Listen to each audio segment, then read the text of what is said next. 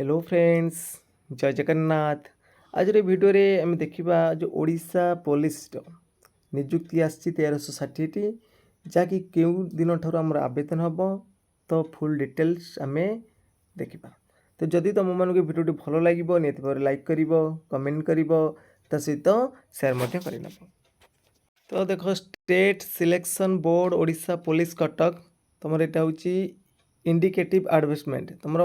Date 14/9/24 release करा ना requirement of 1360 sepoy constable in OSAP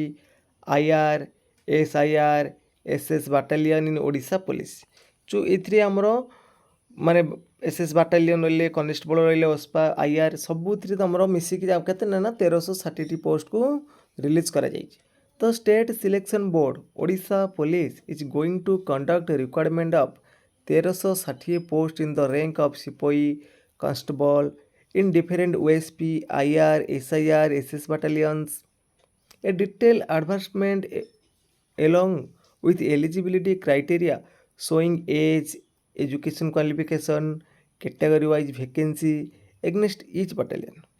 तो ये सब जिन तुम आसब तार हूँ डिटेल्स सिलेबस आसब तार एजटा केते एजुकेशन क्वालिफिकेशन कौन कैटेगरी वाइज कौटिका वेकेंट रसबू आसब तुम माने कौन mode plan and syllabus of examination सबू सिलेबस एक्सेट्रा तुम रिलीज कर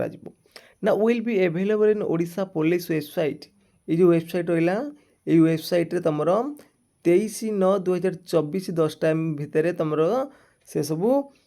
एवेलेबल कर तो सिलेबस कौन एज लिमिट केते एजुकेशन क्वालिफिकेशन कौन तो 23 तुम रिलीज हो तो जो मैंने कि एग्जाम प्रिपेयर होती निश्चित भाव में एवं लगी पड़तु कहीं बहुत शीघ्र तुम परीक्षा हो तो निश्चित भाव में आशा करे भिडियोटी भल लगी जदि भल लगी लाइक कर कमेंट कर सेयार करने जो पिला माने चैनल को प्रथम थर विजिट कर चैनल को सब्सक्राइब कर रख तो फ्रेंड्स आज ये जय जगन्नाथ जय हिंद।